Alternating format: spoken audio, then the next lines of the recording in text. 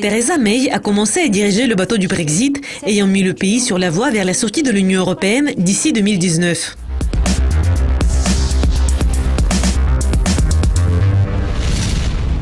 Lors de la conférence annuelle du Parti conservateur, la première ministre a annoncé qu'elle allait commencer le processus de sortie du Royaume-Uni de l'Union européenne au premier trimestre de 2017. Elle a également laissé entendre qu'elle était pour un Brexit dur. L'équipe de Madame May a annoncé que le Royaume-Uni n'allait pas quitter le marché unique. Elle a déclaré qu'elle voulait donner aux entreprises britanniques le maximum de liberté pour faire des affaires et opérer sur le marché unique, mais pas au prix de l'abandon du contrôle de l'immigration. Elle a également annoncé qu'elle voulait sortir de la juridiction de la Cour européenne de justice qui se trouve au Luxembourg. Bien que ce soit le premier signe de la prochaine étape pour la Grande-Bretagne, beaucoup de questions restent toujours sans réponse.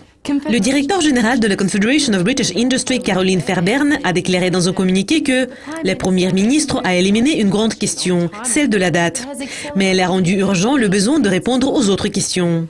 Les entreprises ne peuvent pas continuer à fonctionner dans l'obscurité dans d'autres domaines.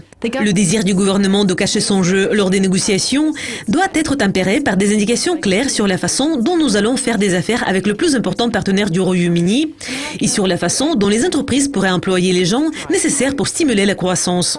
Cependant, tout le monde n'est pas content de voir cette position dure sur le Brexit de la première ministre. Tim Farron, le chef du Parti libéral-démocrate qui est pro-Union européenne, a déclaré que « Madame May vient de confirmer que nous allons voir un Brexit dur.